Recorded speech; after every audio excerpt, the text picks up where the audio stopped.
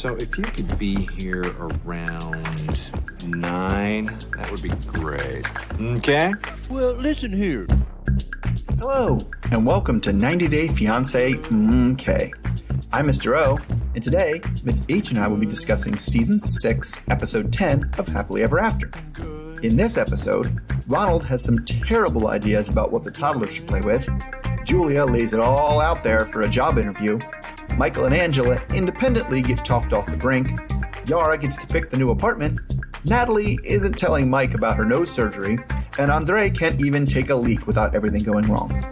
As always, we'll end with our Students of the Week, class dunces, and life lessons. If you like what you hear, please leave us a 5-star rating and subscribe. And if you also watch Love After Lockup, you should listen to our other channel, Love After Lockup Okay. Okay, thanks for listening, stay safe, and enjoy. Hello, Mr. O. Hello, Miss H. How are you spending your summer days? Well, right now I'm just trying to avoid the heat, but I have a pool at my building, so I've been doing that. That's a good way to avoid the heat. So I've been enjoying that so far. But then in July, I'm just like I'm gone for like all of July, so I'm looking forward to that. That'll be fun. Some beach time. Some beach time. That's right. But you know who's not at the beach? Well, but is trying to spend his time physically is Michael. So Angela and Michael. Michael is looking like he's trying to lose his COVID-19 pounds by kicking the soccer ball around and talking to his friends, the Goofballs. He was tired of Angela screaming at him, so he's not all that upset that she says she's broken up with him, and he's just going to live life like a single man now. The Goofballs were surprised to get the call to hang out the way Angela obviously hated them the last time they hung out, because they called her like grandma and stuff. He tells them that he and Angela have broken up, and tells them also about the surgeries. They're shocked, but she would want to do the breast reduction because big boobs are the best. Anyway, what they're not surprised about is that when he started standing up for himself, she dumped his ass. His friends are worried that the relationship is not over for good, and when she comes back, he'll again stop and not stand up for himself. Then they do some role playing with one of his friends doing a pretty accurate Angela, asking Michael, "What are you doing? Who are you talking to?" But in the end, he says that what he wants to stand up to her and tell her what he wants, and be like a man. On the other side of the world, Angela is checking in with Lawyer Lou about her divorce. She says that she is totally done and is just going straight in for divorce. She says that in the past 3 months, Michael's been really uppity and she's not the one to kiss anyone's ass. Lou says it's going to be a pretty simple divorce since they live apart and don't really have any shared property. So long as she wants it, it shouldn't be a problem. But it does mean that USCIS is going to stop the immigration process. Weirdly, Angela didn't even seem to consider the implications on immigration of her divorce. So now she starts wavering too and wants to, make sure she looks at every option.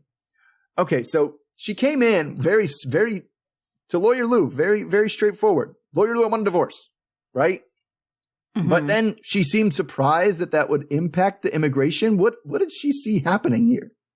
I don't know. I honestly don't even think she really is thinking this through.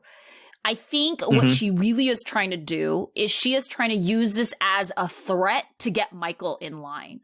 So she wants to serve him with divorce papers. She doesn't necessarily want to finalize the divorce, but she wants him to know that this is a serious threat. But at the same time, she's kind of finding that she can't just undo this so easily. And that's the part where she's like, oh, wait, I haven't really thought if this is what I permanently want. She's really just using this as blackmail for Michael to, like I said, get in line. Yeah, that's probably right. Yeah, it just seems like, she just went. So like as soon as he mentioned immigration, she was like, oh, well, I haven't thought about that. I got to think about every option. Well, what are her other options? Because then she was like, it was funny too, because she was like, well, I guess after we get the divorce and the paperwork gets canceled, we can fill it out again. And he was like, yeah, if you get married again. Yeah. Oh my gosh. Like, oh. Yeah. I don't think she really wants a divorce. I think in her ideal world, she just wants Michael to act the way that she wants him to act. right? Yes. And so Yes. it's a control thing. And so how are you going to get Michael to act the way that you want him to act is by, trying to offer or take away something that he really wants. And he really wants to get to the US. And so by, threatening to take this away, that's how she's trying to get him to do this. And I don't know. It just really frustrates me when people do any of these kinds of things, because it's like, getting married or getting divorced. You should think about, and I'm not saying that every marriage should last forever or even every divorce should be, a final decision, but I think that you should go into it with that intention, regardless of, how you feel in the moment. Maybe you change your mind later, which is fine, but it should be thinking about like your future, and you should have the intention of, this is over. Yes. I mean, I would say that it's kind of a counterintuitive term, of the successful divorces I've been involved with or around or heard about, right? It's, again, just like the marriages. It's not something that comes up spur of the moment. It's something that you'd be like, oh, by the time we actually got divorced, we had been thinking about or going through stuff and dealing with it for years, right? And marriage is kind of the same thing, because if you do that thing, if you're just totally reflexive of one thing happens and you're like, that's it, we're getting divorced. And that's when it just turns into a huge explosion and mess, because nobody really has thought about what they wanted. They're just reacting to the latest thing. Yeah. I definitely think that is the case for this situation as well.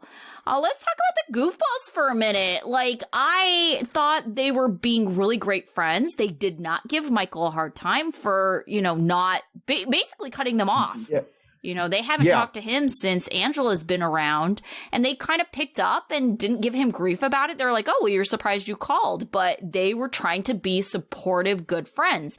And so just based on that, I hope that Michael sees that, Angela is trying to control him. She's trying to get, these people who have known him forever, who have his best interest in mind, that are going to be there and support him even long after she's around, that they're not doing it to, I don't know what Angela thought. Like, I think she thinks they're bad influences, but at the same time, it's like to keep them to yourself. Her definition of bad influence was, whoa. They want you to not be at my beck and call and to not do everything I say immediately. That's a bad influence. I don't want them around. They're bad. Right? Yeah. If somebody's going to give if anybody's going to give you advice that's anything besides, you should just listen to everything she says and do it immediately, then they don't need to be talking to you. Right? Yeah. Which is like very controlling behavior, like abusively controlling behavior. Right? Anybody who's going to say anything against me needs to be out of your life completely. Yeah. It's like sometimes I forget how terrible Angela is, because she's been this abusive this entire time.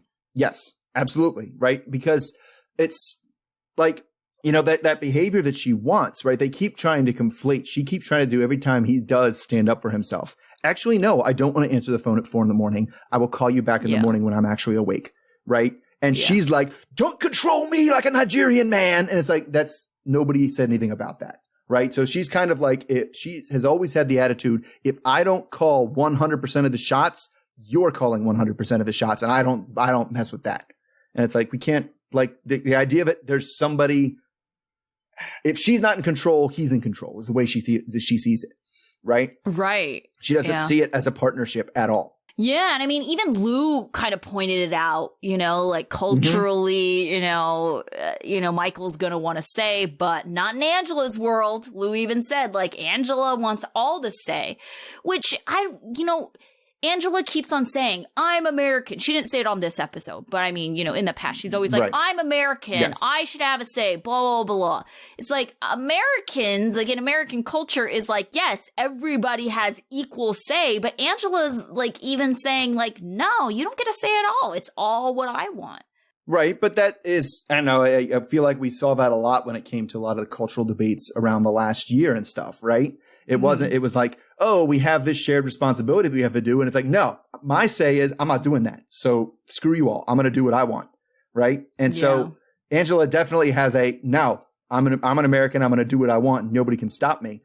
is definitely her attitude on things, but it's like, oh man, like you can't go into a marriage like that, right? And it's definitely just she doesn't understand like working together at all. Yeah. Like, yeah. And so I'm very confused about it because like every, relationship I've had, I've never been like, well, who's calling the shots here? It's never even been like something I thought of, It's like we are together and making decisions. Like, why does this mean someone's calling the shots? Yeah, it's also frustrating to me because her attitude is also like, well, I've been single my whole life. I've had to make the decisions. I've had to take care of myself. And it's kind of like, yeah, well, if you have that same attitude and mentality, you're gonna be by yourself because you have left no room to have a partnership with anyone else. Yeah, very frustrating. Totally right. Yep. All right. So let's go to Jovi and Yara. Well, yeah, I guess both of them were in it. So anyway, we're back at Mrs. Gwen's house with Mila and Yara. She is finished with her COVID protocol, and Gwen seems like she's actually getting pretty ready for Yara to get out of her house. She feels bad that, Yara was sick, but she's also been really bossy, even like just holding up her mug when she wanted more coffee. So Yara uses Gwen's old person computer to call Jovi. Jovi says that he has some bad news. They're keeping him on the job for a few more weeks, so he won't get back until the day after Christmas.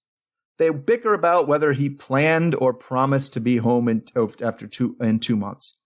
But Yara tells us this means for her first year in the U.S., she will have only seen Jovi for 3 months. He also adds another bit of bad news. The lease on the apartment is up, and she needs to move out of the apartment by the end of the month. Now, he was supposed to be back for that, but now, because he's there for extra work, he won't be. Yara wants the new place to not be in New Orleans, where she will feel safer. So as a little small act of revenge, she is making her own choice about where they're going to live and isn't going to tell Jovi anything about it. So in the next scene, we see them, boxes packed up in the apartment, and Gwen and Barbara, who is Jovi's grandma and Gwen's mom, are there to help. They walk around the place and see that all the things are definitely not packed up yet, and their work is cut out for them, and the movers are going to be there really soon. But anyway, they do end up getting everything out. The new place is about 45 minutes outside of New Orleans, which was going to put Yara's mind at ease. But Gwen worries about how Jovi is going to adjust to the quiet neighborhood that she picked. All right, so how do you think Jovi is going to adjust to the quiet neighborhood that she picked? He is not going to be happy about this. But at the same time, it's like, what can you do? And I think it also depends on, it's hard to say because we haven't seen how he was living his day-to-day life with a baby, right?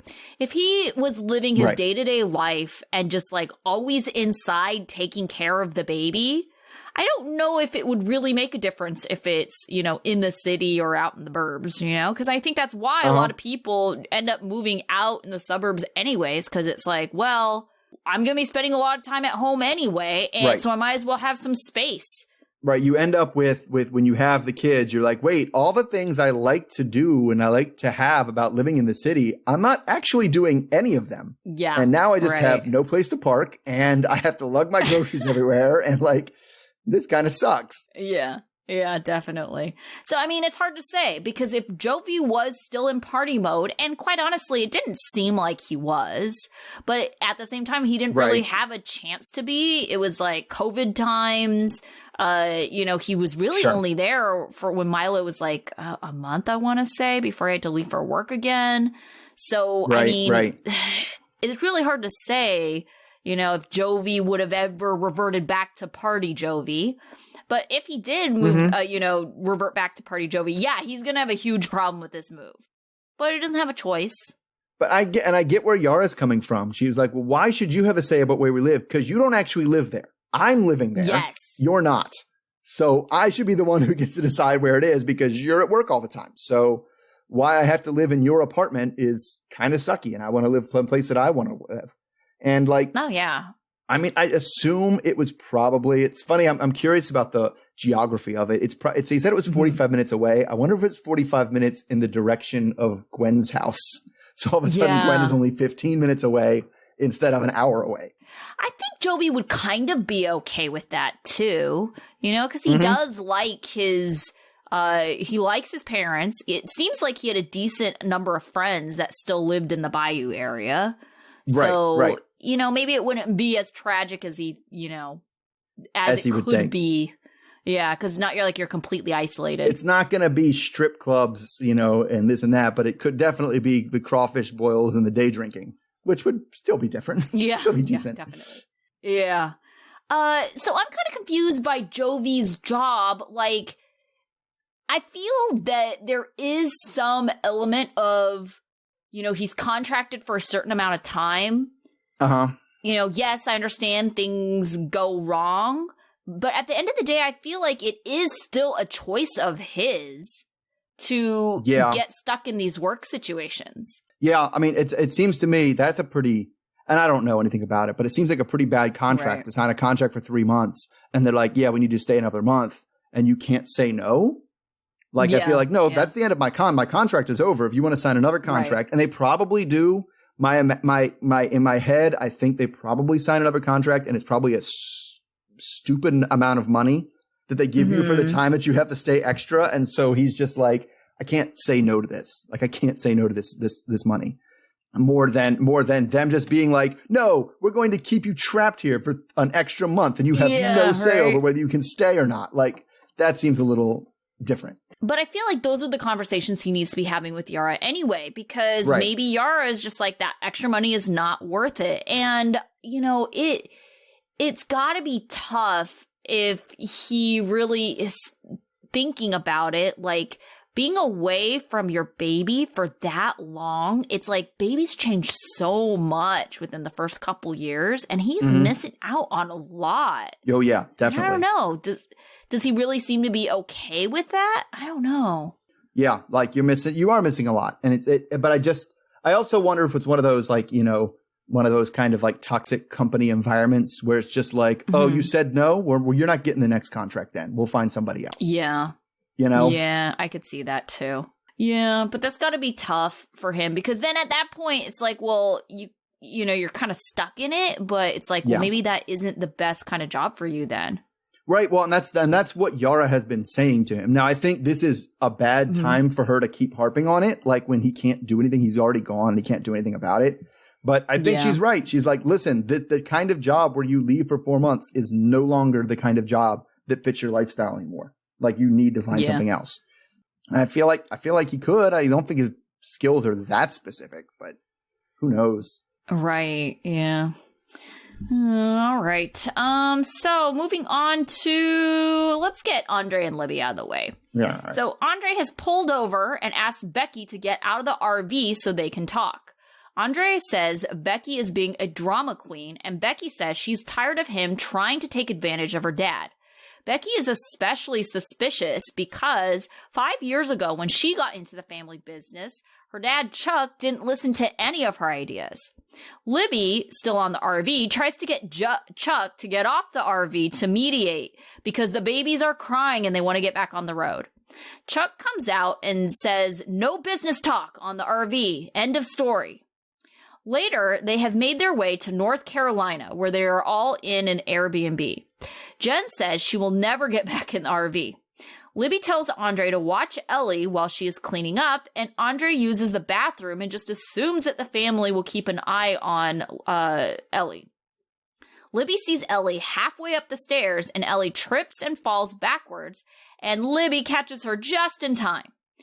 Andrei and Libby argue and yell back and forth about, Andrei going to the bathroom, not keeping an eye on her.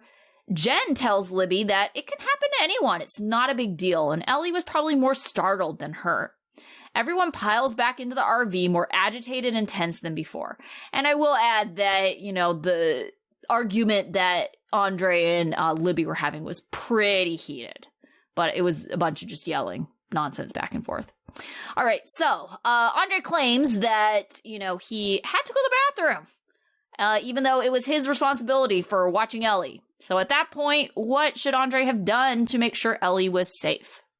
It's requires talking to one other person. Be right? Hey, I got to run to the bathroom real quick. Can you keep an eye on Ellie? There's got to be somebody else. That's literally all it took. And so it was really, really dumb how, and I think it was Jen that pointed it out. Like, he's upset because he knows he's wrong. Like, that's why he's so upset. Like, and so arguing with him isn't going to help, or isn't going to make him feel like, isn't going to settle him down.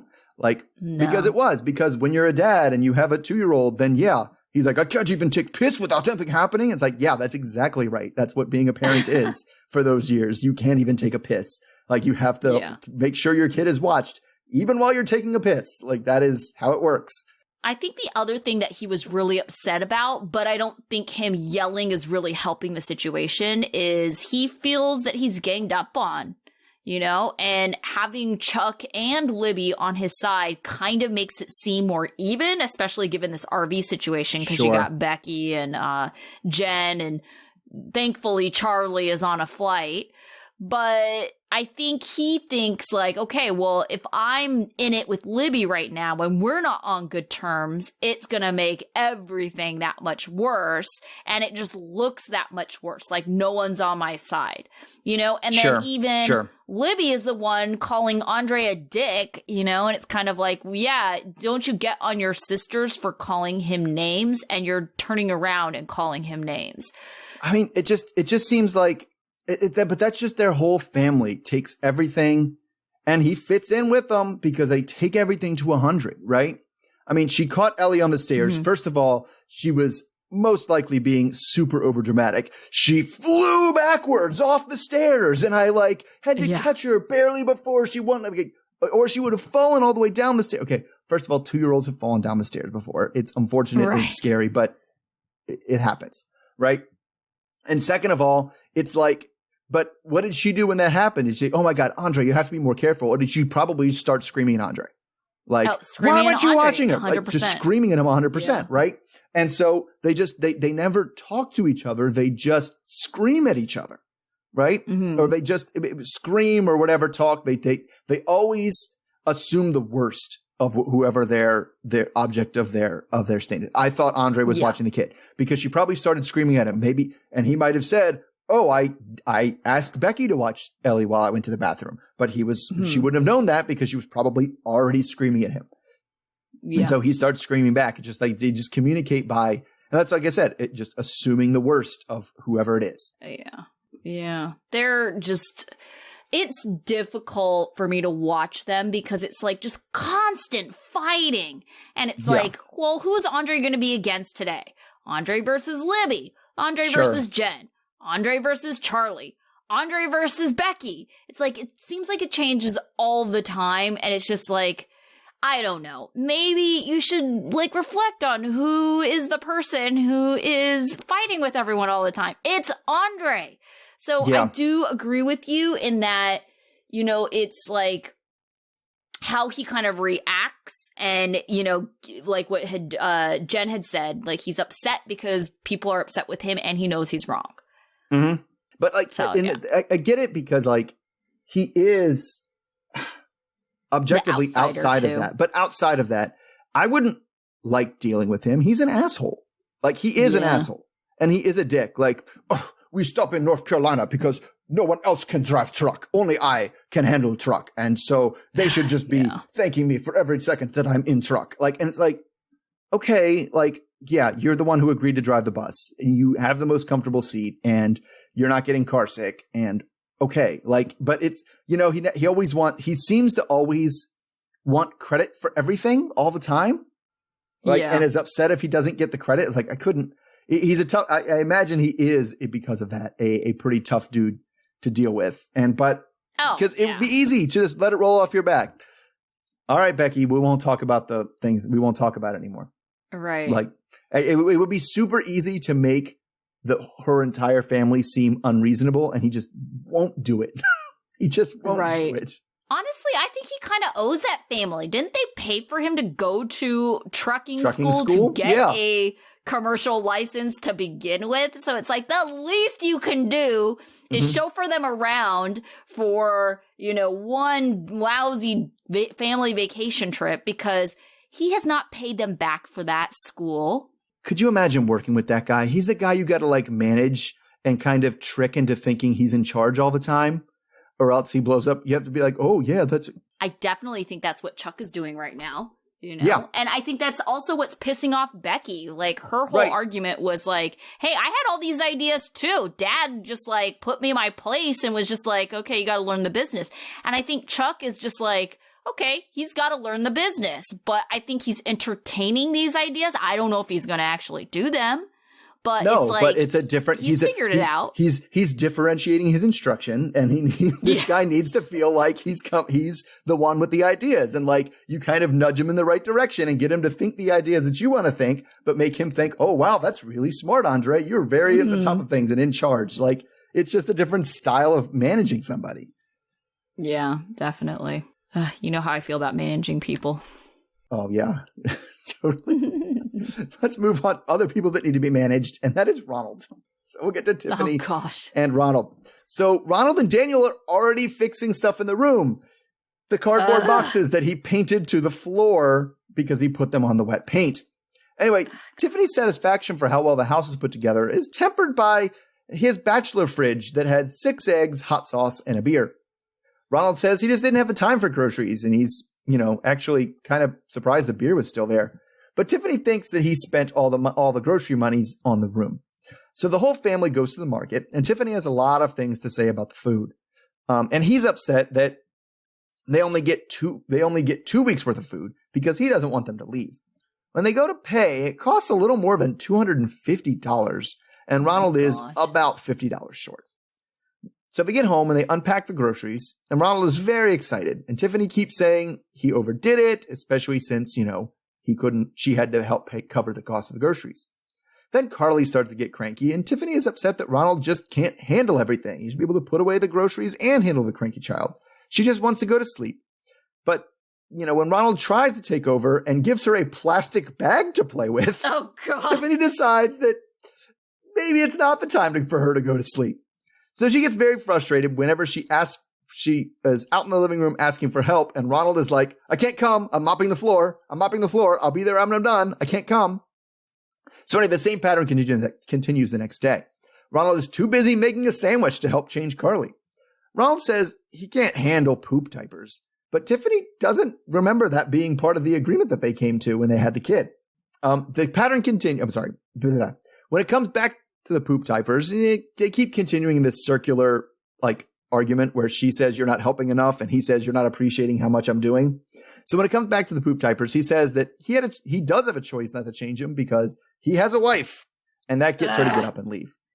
She gives him the ultimatum that if things don't get easier for her, they'll leave before Christmas. But this makes him feel like he's being controlled and that she is being unfair. So let's start with that ultimatum. What do you feel? How do you feel about the it was an ultimatum that she said? What was that? Yes. And I don't think it was really incredibly fair because that's not how you want it to be. You don't want to have to threaten or manipulate someone into being the kind of partner you want them to be, right? Right. It's going to, even if it works and even if he does step up and be the partner that you are imagining him being, he is going to be incredibly resentful. And now this is a challenge in your relationship, right? So I think there are better ways that she could have really got the end result the way she wanted. I think maybe trying with the empathy part. And I know he's kind of a blockhead a little bit, right? It takes a lot to kind of sink in. So who knows if Tiffany's actually tried this strategy before, but really going the path of, listen, I do all this stuff all the time at home. I didn't have a choice to ease into it like he is claiming that he needs to ease into parenthood. That really kind of pissed me off. That he was just like, I don't understand why you just want me to take care of the kids and all of a sudden I have to take care of the kids. Let's ease me into the parenthood. I've never done this before. It's yeah, most parents have never done this. First time parents have never done this before. Do you think that they're just oh, I have someone else on. taking care of my kid, and I'll maybe take care of him for a couple hours today and, a few more hours the next day. And just let me ease into this. It's like, no, it's full on. You don't get sleep. You're worrying all the time if you're doing things right. You're having to figure stuff out on your own. And yeah, maybe it's not perfect. And that's the thing that I think Tiffany is like, she doesn't need it to be perfect, but she needs him to try. Because I think she is very good about praising him for the little things that he does do. But I think she gets really frustrated when he just doesn't even try. Right. I mean, it's like, so, it reminds me of, it's another thing managing with people, right? When you're managing people too, you always end up with that person who really wants to throw themselves into something that is not important. And you're like, we need to focus on something else right now. What you're doing is not that it's not valuable, not that it doesn't need done. It is not a priority right now. Like, there are other fires we need to put out. You need to stop doing that, right? Yeah. And that was him the entire time, right? She was like, oh, this kid is squirming and going crazy and everything. And he's like, can't, I'm mopping the floor. And it's like, okay, the floor's still going to need to get mopped later when she's asleep and in bed, and you can do it then. But he's just like, nope, I already started doing something. How dare you tell me what not to do? And I do kind of, I think his point was not a good one. His point of, why should you, I'm doing something. So as long as I'm contributing something in any way, you should just cut me all the slack, right? Yeah. And that I can ease into it. Maybe I'll just do one thing and you can watch the kid, and then I'll do another thing and you can watch the kid. But whatever, as long as I'm being productive, you should just leave me alone and let me do it, right? It's not the right thing, but she was veering very close to, but you need to do it the way I do it or you're doing it wrong. Right? Which is not a good way to do it.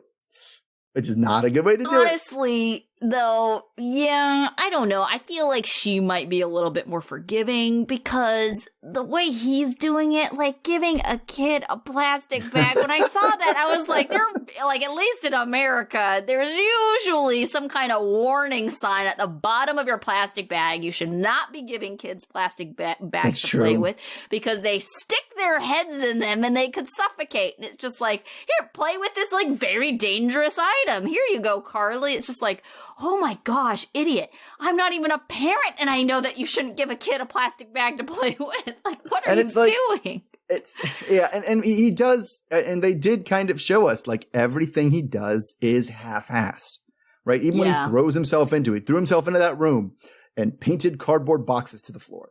And he threw himself into the groceries and bought twice as much as he intended to buy. Way too much, yeah. Way too much, right? And like, so, but those are the things where I feel like he wants, but I was throwing myself into something. I should get credit for that. And she's like, I just want to go to sleep. You get credit when I can go to sleep. Now, I do think that the ultimatum thing, I'm with him on that. That was kind of bullshit, right? To basically be holding it against you. I will take your kids away from you unless you can do XYZ in this amount of time. Like, that is a controlling situation. That's not a working together type thing.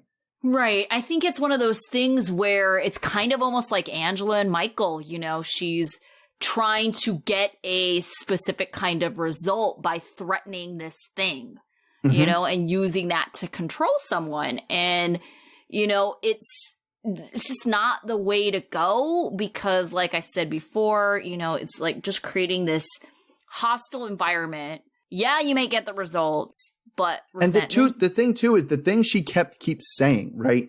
What she wants, right? What is she testing out here? What does she want to see? Does she want to see if they can be happy as a family? Does she want to see if it's better for the kids? No, she doesn't want either of those things. Will this be easier for me? Yeah. That's what I'm testing. Will being with you make my life easier? That is the deciding factor onto whether or not I'm staying here. Will it make my life better? And he's not thinking on those lines at all. Like he is being selfish, but at least he's being selfish in the terms of, I think it will be better for my children if they grew up here with their mother and their father in the country that I love so much. Right. Yeah. But it doesn't seem like she has the kids, I would say, best interest at heart, because I feel like she does at the end. But the way she's evaluating this situation is it easier for me? Right. Well, you know what would have been easier is freaking Ronald just like didn't paint the floor and just decided to get a rug instead. Like, I don't understand why on earth you would paint the floor. No, you could get like a carpet scrap and put it down there. Yes, exactly. It's like, I get it that, you know, if it's just like a concrete floor, how it probably doesn't have the best look, looks very garage-like. I get that. But there's other options. And I don't know about with you, but concrete floors, if you walk around like in socks on them, it chews up your socks. Mm-hmm. Right? Especially like garage floors because they're not that smooth. Like, I get it. But like, yes, I feel like an area rug. I'm sure you could go get a carpet remnant and put that down. Yeah. Painting the floor was never going to be the right. And you could probably get, you could even go get like the laminate from, you know, like the little piece that snapped together from Home Depot. Yeah. Very, very odd choice. Okay, speaking of odd choices, like, it frustrates me so much when I go grocery shopping with a group, you know, and I'm thinking specifically like, you know, if you rent a vacation home and you're like going with, you know, other people that you don't typically live with, right? And you go grocery shopping, it is such a shit show. Because there usually is no plan. And it frustrates me when there is no plan because you, at the end of the day, you come home with a bunch of food and a lot of food and you're like, how the hell am I going to make a meal out of all this Frankenstein food that we have? Because that was what Tiffany was saying. She's like, what is this? Well, I could have made that for one. For two, what am I supposed to do with that can of, what did she call it? Brie something? Oh, Bry something. But there was the Bry starving. He was like, oh, it's tomatoes and rice. And she was like, I could put tomatoes in rice. Why would I do I think it was tomatoes and onions. It was like a jar of tomatoes and onions. You know, so something like that where it's just like, all right, are you just going to eat a like spoonful of tomatoes and onions? Like, is it supposed to go on something? This is an ingredient for which meal that you're producing. And he's like, right, exactly. And so I feel like that was what the shopping trip was. And even if you look at all the meat, you think they're going to eat all that meat in 2 weeks? I mean, first of all, Carly's probably not eating like crap ton of meat. Oh, no, I bet she doesn't. But no. I mean, it was clear with talking about the cereal, like he's trying to get them to stay for longer and is like, well, we got to buy enough food for you guys to stay for longer. I don't want to like give you the impression that I think you're leaving in 2 weeks. So we're going to buy enough food for a long time. And it's like, I don't think that's what's going to keep them there. You don't think the French polony, there's still French polony to eat. Who's going to eat all that chicken in the fridge? You know, you guys, now you have to stay. Otherwise, all this food is going to waste. I don't think that's keeping them there. It's a bit ridiculous. Yeah, that polony. Oh, that's so funny. Pink bologna.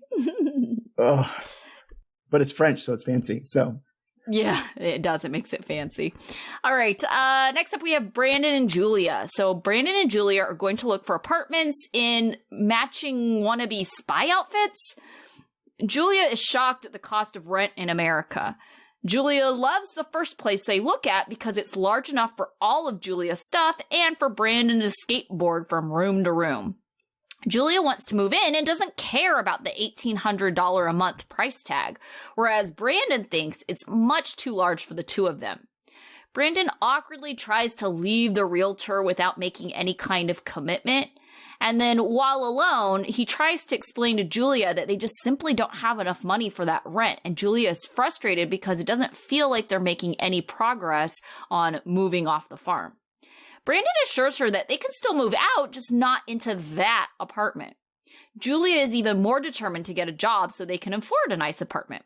Brandon has helped her apply for a dance instructor job at a gym in Richmond.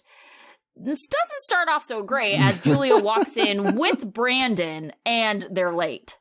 Brandon thinks that Julia's dance style might be a little too sexy for this job. She's interviewing with David as he describes what kinds of classes she would be doing, which is basically strength training while dancing. As he's speaking, Julia changes into heels. She, as her impromptu dance for the interview, basically starts go-go dancing for him while David watches from behind. David tells us that the dance was a little risque, and how are people going to get on the floor? It ends up that Julia actually needs some certifications, and David directs her to how to get that started. So Julia then is frustrated that this will mean she can't be earning money right away. All right, so that Mr. O had texted me about the job interview, and I was like, what job interview? And then when I saw it, I was like, oh my gosh, what's happening right now? Oh, that dance at the job interview is one of the funniest things we've seen all year. That's one of the funniest things that's been on the show all season. It was so inappropriate. And then David really needs a dance instructor very, very badly, I think. Yeah. David just was kind of like, it was hard to tell what his actual because he had a mask on, right? Because he had a mask on, right? But he was just like watching it from behind. And I'm gonna put this in. I think David was like maybe surprised and a bit confused what he was watching. He was like, "This is supposed to be." He seemed to already start getting confused as soon as the heels came out. He was like, yes. Uh-oh." Right. Because I can imagine that the typical dance instructor for this class is probably wearing like gym shoes, some yoga pants, and like, you know, a crop top, like sports bra type thing. That's what I imagine the typical dance instructor's wearing. Not absolutely. Oh gosh. Clear plastic heels. It's actually funny. I have a friend, he lives in Hawaii, and he told me that was the sign of a prostitute in Honolulu was if they wore like the glass, like the clear heels. And so I didn't know what he was talking about until I was out and about, and then I saw them everywhere, and I was just like, okay, I know what this means. So now I definitely associate like any kind of clear heel with like sex worker. So interesting choice of shoes, Julia. But yeah, it was very weird. It's like, this is like, as she says, like health club, you know, this gym isn't club. like a dance studio. It is gym club. Yeah, it's not a dance studio. So it just seems very misplaced and weird. What kind of jobs do you think Julia should actually be looking for? And the thing is I actually think she probably could do that job. Like, I do think she's enough of a pro at dancing that if you were like, no, that's not the kind of dancing we do here. Yes. We do this kind of dancing. And she could be like, okay, cool, I'll do that. Right. I think she could do that. But it was just, I don't think, maybe they don't have like aerobics classes that involve dancing and like in Russia that she's used to, or maybe it was just like a big like thing that we're doing. But I feel like Zumba is pretty popular, right? Like, globally, that's true. I want to say. So she's probably seen, Zumba class or something. I'm sure she's a skilled enough dancer that she can tone it to the correct audience. Oh, and she doesn't need to go. She doesn't need to be on the floor, like doing her splits and things on the floor all times, right? So I think she could do it. It just is a matter of understanding what the requirements of the dance are. But I mean, if it was in like a club and she was the dancer at the club, she'd be good at it, right? That was a fine club dance, right? She wasn't a bad dancer. It was just, it was an inappropriate dance for this environment. So, but like, I mean, I feel like that's what she's got to go for. She's got to get she's got to find a club that needs dancers, because that's where her bread is buttered, I guess. I don't know if they have many in Richmond.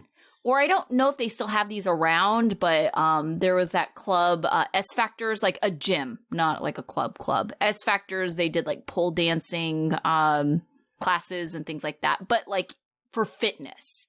So, something like that I think she'd be great at.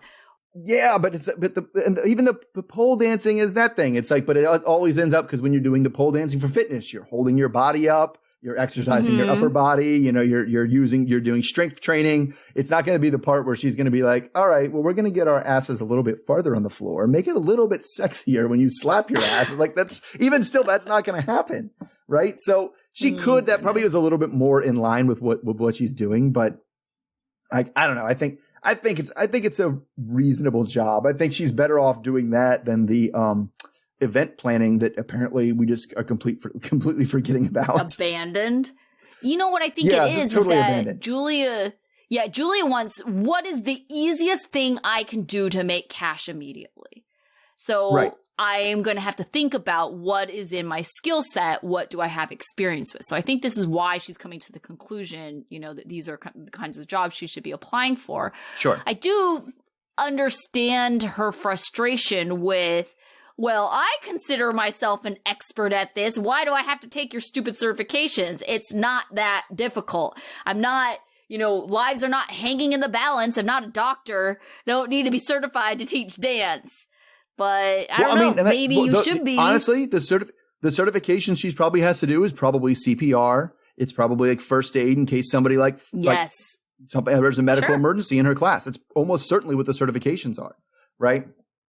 And so I understand why you need to do that. I need to do that to be a coach, right? Yeah. And so those are things that are there. But like I also get what she was like. I'm not a doctor. Like I understand I can't just go be a doctor, but you tell me you need certifications because there are certain fields that do have certifications that are basically there to keep people out. But these certifications for her is just going to be like, go do these online classes, go through them, stop into a place and, pound on the dummy's chest for 30 compressions and you're good. Like you're good to go. Like, let's go. Mm-hmm. Right. Mm-hmm. But because I definitely got the impression that, after this whole COVID lack of work thing that David was just like, listen, I need a body that can get these certifications and you're hired. Yeah. But like, let's just do it. Yeah. I don't know what else though she could really do. My friend is actually, in a similar-ish boat, except maybe a little different. She quit her job and right now she's fine with being unemployed because she just needs a break and she's gonna, start applying for jobs again in a couple months. But in the meantime, she just wants to take like a day job, make a little bit of money, just kind of decide if she wants to work that day or not. I mean, I was telling her, I was like, maybe you should be a substitute teacher. That's what I was going to say. That's exactly what I did when I had that situation. I did substitute teaching. Yep. They call you and you can be like, nah, I don't feel like it today. Yeah. Right. Exactly. Yeah. But it's funny. But she's like, well, I'll hopefully be employed by the time the school year starts. But, thinking about that, and I want to say, at least in California, I don't know how it is out where y'all are, but it's fairly easy to be a substitute teacher. You basically just have to take a test that is a high school equivalency and not even like, like college prep. High school. I don't even know. I don't even know if you have to do that. I think here, at least when I got it, when I did it in North Carolina, you had to, there were two requirements. Are you 21 and do you have a college degree? Oh, really? Okay. That was it. Well, I don't know. That was it. I don't know if she has a college degree. I don't even know if you have to have a college degree in California. You just have to pass this test, which is, like I said, kind of a very low high school equivalency test. I mean, the math that's on it is like, can you read this graph? And substitute teachers are babysitters. They're not doing any instruction. Yeah. And so I get why it comes in. Not that they're not valuable, not that there's good substitutes and bad substitutes, and it's not that it's easy, but it's like it's not the same job as what you're requiring from a teacher in terms of academic No, sure. But okay, so why didn't Brandon just tell her that he would have been rejected for that apartment had they applied for it? Why is he like playing like the, yeah. It's so dumb to me. It's like, why are all these people going in? And we saw this with Robert and Annie too, right? When they were looking at apartments because she wanted a 2-bedroom place. It's like, why are these people not going in with a budget in mind and being like, this is what I can afford. Let's only look at places like this. And I get that realtors tend to like be like, oh, well, let's see if you can afford a little more. Let's look at this and kind of hope look at that this one. Yeah, trying to stretch your budget a little bit, make something work. But this one is really exactly what you're looking for. Yeah. They do that all the time. But it's just like, with this situation, it's like, what's the point? They don't need 3 bedrooms. They don't need 3 bedrooms. They don't need the space. And I'm sure 1,800, he's not getting, based on what they're telling us about his finances, he's not getting that lease without a cosigner. He's not. Oh, God. And so Ron the and fact Betty, that he's saying, well, it's outside of our budget, and he should have just been like, yeah, we can't afford, they won't give us that apartment if we applied for it. Like they would say, you can't afford this apartment. I wonder if Ron and Betty would like refuse to co-sign because they don't want them to move. I would imagine they would. How are you going to ask to co-sign? And he's like, you told me you could handle it by yourself. I'm not going to co-sign you. Yeah. I mean, they don't need the third bedroom anyway, which means they can probably get, and they really don't need a second bedroom. Honestly, no, they really it's just don't. two of them. It's the two of them, and none of them are looking at working from home. Yeah. I mean, they could get a one bedroom. They could probably get it, like he said, for like probably $1,000 a month. Right. And they'd be fine. But no, they got to do this for us. Like, and see, you said spies. I thought she dressed him up like he was Steve Jobs or something. I was very concerned. I don't like, know. The black turtleneck. No, but the two of them together with like their black outfits. They had the aviator and the aviator sunglasses they had on. Yes. It was something. It was not a good look. And especially with the jeans, I was just like, what am I looking at exactly here? The black jeans too, yeah, right? Everything was black on to toe. All right. So stupid. Now let's go to the last group. That is Mike and Natalie. So Natalie is mysteriously at someone named Juliana's house speaking Ukrainian or Russian. The captions actually just said foreign language. Anyway, Juliana was someone she met online, and she and Mike are having dinner over there. She immigrated from Russia with her husband, who moved for work. As they prepare the food, Natalie tells her about her plan to have surgery on her nose because of her constant sinus problems. And apparently the surgery is next week. It's kind of a big deal because, according to Natalie, insurance won't cover it, and Mike doesn't even know she set up the operation yet. Natalie is hoping by telling him in front of Juliana that it won't turn into a yelling session. Mike shows up with flowers and a positive attitude about Natalie having friends. While he's cutting the pickles, Natalie lets him know about the surgery he scheduled. He stays calm, but in the interviews calls it a giant bomb. He doesn't mention the money and is more concerned about the planning around it. Then they put Natalie in a big crown of flowers and they eat the food.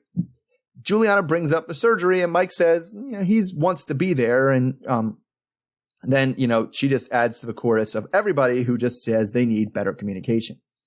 So a little while later, they're doing some very basic truck maintenance because it's important for Natalie to know how to care for her truck since she didn't have to do it at all in Ukraine.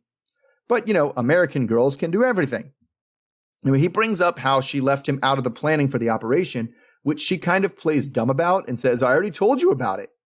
She admits that she was avoiding telling him in an interview, but she gets very aggressive about things while he's putting on the windshield wipers. She brings up how she told Melanie, who was apparently the lady at the doctor's office, how she's all alone in the U.S. and has no one to help her. Mike calls that a lie. Then he leaves and calms down a bit and tries to give her another chance to, talk about what's going on with this operation. But instead, she just tries to continue the same fight.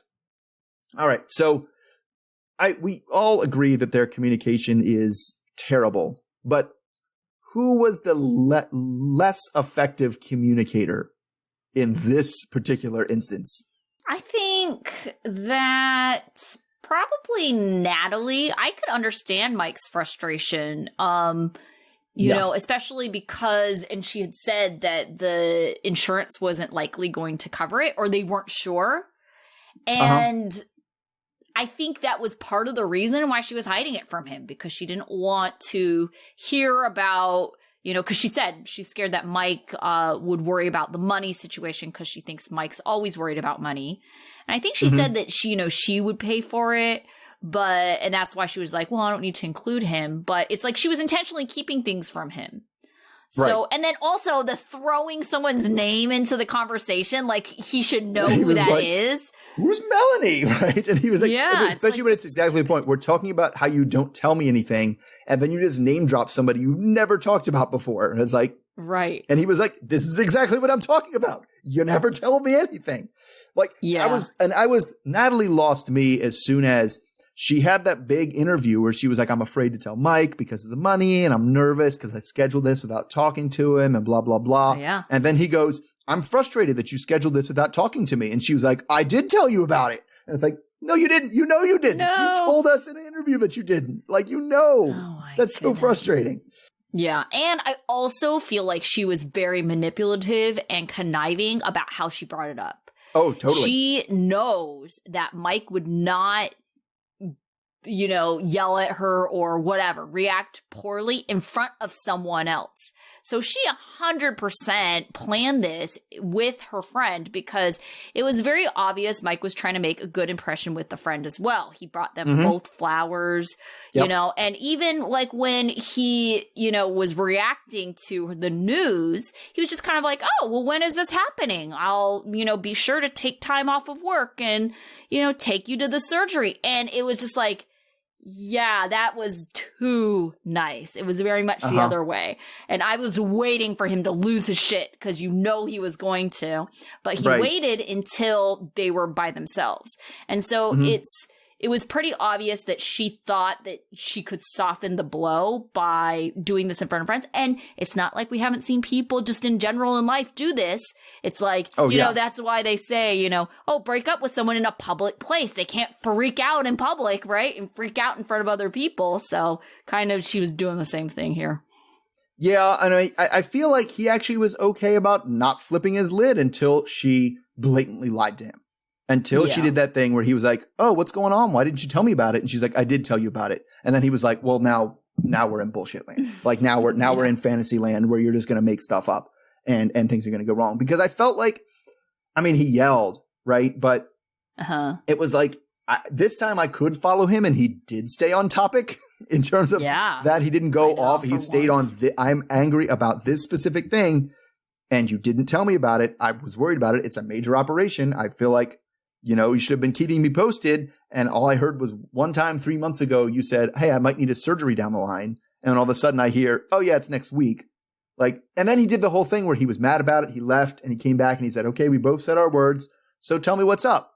Like that was, to me, that sounded like that was his invitation to be like, well, you know, I have a deviated septum and they want to go in there and blah, blah, blah. And did she say that? No.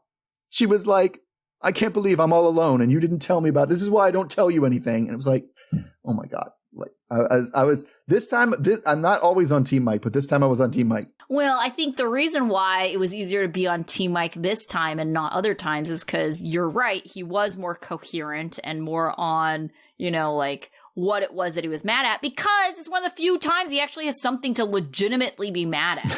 You know, true. A lot of the times he's just like all over the place because he doesn't really know what he's mad at. He knows that she's having some kind of reaction. He feels the need to have to defend himself. And so it's like, he's not really mad at anything specifically other than the situation. And so he brings in all these random things. And so he isn't always so focused. And he had a good point. Frustrating. She is living in this weird, why are you going around telling the lady at the doctor's office that there is nobody here for you? I'm paying for you to have a place to live. I feed you every day. I would have driven you to the doctor had you asked me to. And you're over there telling me I have no one? Like, come on. Like, that's extremely frustrating.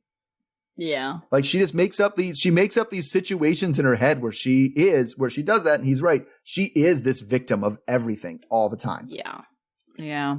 It's tough though. I've kind of realized this a little bit about myself. I definitely feel that my identity is somehow rooted in like being a victim sometimes. And it's very weird how, you know, it kind of manifests itself, but maybe she's just one of those kinds of people that like, you know, sees, it's almost like she feels like she's truly herself when she's like in these situations where she is a victim.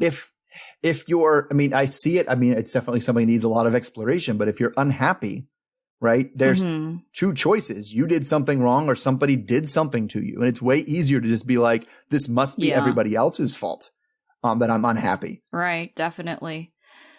Okay. I had one other random question. So when Mike was opening the pickle jar, he hit the back of it a bunch of times. Why do you do that? Is there like some kind of trick to opening a pickle jar? It's supposed to, people do that as a trick to opening the jar. It's supposed to like, you know, when you hit it, it's supposed to have like compressions or shock waves that get sent through the jar. It's supposed to make it easier to open or whatever. Okay. I don't know. I usually just run it under hot water if I can't open the jar and it just pops right open. Yeah, same. I would do the exact same thing. All right. Okay. So I think that's all of our couples this week. So who was your student of the week? I went side character. I went with Mrs. Gwen, and I like calling her Mrs. Gwen now because that's what Yara calls her. I know, it's cute. Yeah. I love it. Okay, so my student of the week was the Goofballs, because I also had a side character. So I'm sorry you didn't go on about. No, I was just saying both of them are on the same ride. They're just they're doing what's right for the other people, even though they're kind of taking a lot of crap for it. Yeah. I would say the Goofballs, like I had mentioned before, like they were good friends. You know, they were there. Michael calls, they're there. You know, so they're giving him like pretty good advice, I would say. Yeah, and I said when I did my thing, I was actually kind of crazy. If you closed your eyes, obviously the voice wasn't right, but imagine like what would Angela say if you talk to her right now, and like he was like, yes, that is it. That is exactly what Angela would say. Good job, Goofball. Exactly. Yeah. Oh yeah, they know this situation, so yeah, definitely. All right, what about your dunce? I went with Andrei. Just. He just spent the whole time being cocky, picking fights, and like especially doing that super annoying thing where I'm wrong, so I'm just going to get more mad at everybody else. Yeah, that's so frustrating. Yeah, I actually went dunce with Yara. I thought that, so speaking of Mrs. Gwen being student of the week, Gwen was so patient with her, and Yara was not making it easy, calling her computer old. Making fun of just the computer, which is like stupid all in itself, but just how she talked to her. Yeah. And maybe they have that kind of rapport where it's like funny to them and they both understand that it's a joke. But even Gwen was saying, she's kind of demanding. She's kind of bossy. Yeah. And then the whole thing where, they hired movers and she didn't lift a freaking finger, but Gwen and Barbara were supposed to be packing things up last minute. And Yara's just like, oh, I'm holding the baby. You all do it. Yeah. It's just like, oh my gosh, you can make other people's lives easier considering they're trying to help you at the end of the day. Right. Well, and she did mention, like, I think I've made a mistake with this baby because it won't let me put it down. It's like, well, how you undo that mistake is you start putting the baby down and let her cry it out a couple times. She'll live. Right. It'll be fine. Oh my goodness. Yeah. Yeah. Put the baby down and pack up this kitchen. All right. Yeah. What about your life lesson? So this goes, apparently I've known people who have done this for job interviews, right? Mm-hmm. From talking to people who have done job interviews, it's insane how many people come into job interviews having done absolutely no research about the job they're interviewing for. Oh gosh. And so but maybe one of the many things I thought of with Julia was that, like, wouldn't you know, like, you're working at a gym. Did you not like look at YouTube as to what kind of like classes they have at gyms, what kind of dances they have? Like, what does it look like? And nothing. But apparently people do that all the time. I've heard all kinds of stories about that. People have been like, they never even Googled our company and they came and interviewed for us. What were they doing? Oh my goodness. Yeah. All right. What's your life lesson?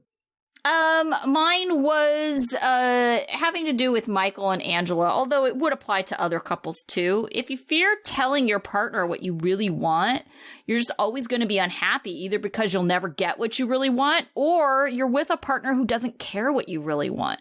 And so that was one of the things that Michael had said. He was just like, well, I've been afraid to like tell her what I want. It's just like, well, guess what? If you don't say anything, you're going to be unhappy. So. Right. I mean, yeah, that's true. That's true. I mean, you might get it, you might not get it, but you're definitely not going to get it if you don't ask for it. Right.